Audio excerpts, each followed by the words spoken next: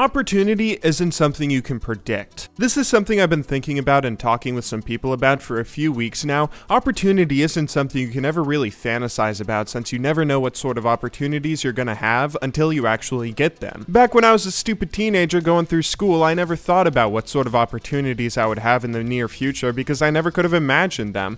Whether I've taken advantage of them or not, there have been a ton that have crossed my path since then. Being a League YouTuber, being a streamer, video editor, traveling the world, opportunities to be a caster, getting involved with esports, the League of Legends, in a huge number of facets. It's absolutely crazy. I had some pretty basic dreams, obviously, when I was graduating, and some of them revolved around League of Legends, thinking, what if I could go pro in League and play it for a living? But I never imagined the kind of path that I'd actually go down or the amount of success that I would find so quickly. Opportunities are sort of like relationships. Whenever you're in one, you always think it's the be-all and end-all to your life. When you're a pimply teenager going through high school, you always think that your high school crush is the perfect guy or girl for you, and there couldn't possibly be anyone out there who's better, could there? Until you actually go into the real world and start meeting them. Recently, I've come to realize the future isn't something you can try and plan out or fantasize about too much, since you never really know where you're going until you actually get there. You can't know what's going to happen to you since there's so many things out of your control that might get thrown your way. We've all been going through our placement matches recently, some of us finishing above expectations, some of us below. I finished at 4 and 6, a spread that isn't that bad, but obviously not that good either. But either way, after finishing my last placement match, I ended up in Gold 1. Now, to be honest with you guys, I've been having a pretty bad week, which is one of the reasons I haven't been making that many YouTube videos or streaming that much. I've been dealing with a lot on top of the dark and depressing winter, so I didn't feel too much motivation to play League of Legends right away, especially since I don't like playing ranked if I don't feel super motivated to try my best. While I was mulling around thinking about playing, I wondered whether I had actually messed up, whether 4 and 6 was a bad enough series of my placements to put me in a rough position where it would take a while to climb back up to a higher rating. I started having a few of those flawed states of mind that enter your head, thinking, what if everyone on my team goes on tilt since it's their placements? What if I can't carry? What if I can't make it out of gold, or much less all the way through platinum again? This and that. I lost faith in myself and started thinking all sorts of stupid thoughts that people might have, like maybe I should wait until everyone else already plays their placement matches and then go into rank so I can cheat the system,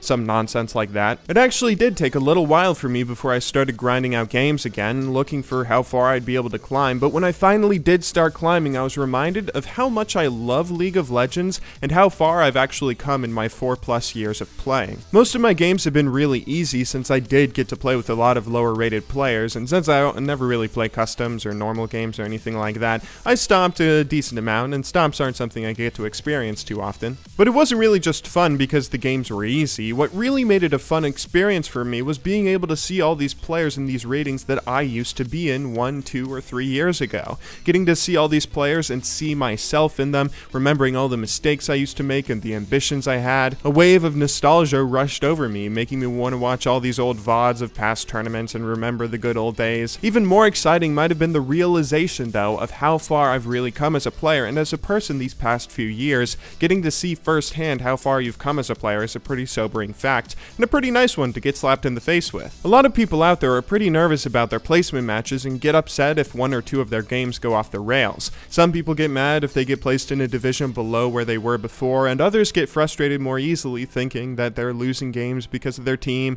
They get blinded by these glorious placement matches and go on tilt so much easier, but it's honestly something you shouldn't be worried about at all. It's like I said in a recent video, your placements don't determine where you end the season, they only determine where you started. I mean, those of you who've been watching me climb on stream, we've climbed pretty easily despite being placed so much lower than we were before. I'm pretty sure the first 20, 30, maybe even 50 games after your initial placements are probably much more important than the actual placements themselves. I climbed from Gold 1 to Plat 5 very quickly, and then once I hit 100 LP at Plat 5, I skipped to Plat 3 without even having to play promos. Don't put too much significance on those first 10 games. They aren't worth getting upset over. Whenever someone has an opportunity at their feet, whether it's in League or real life, it's really easy to put pressure on yourself. Getting into a promo series thinking, better not fuck this up, everyone stay connected, nobody feed, let's just 3-0. That's honestly the wrong mentality to have though, since it'll put you on tilt so much easier. It may feel like your opportunities are the be-all and end-all to your goals, but you really have no idea what sort of other opportunities there will be. Don't forget, at the end of the day, this is just a game and we should should enjoy it as such. To anyone who placed higher than they did last season from a nice set of placements,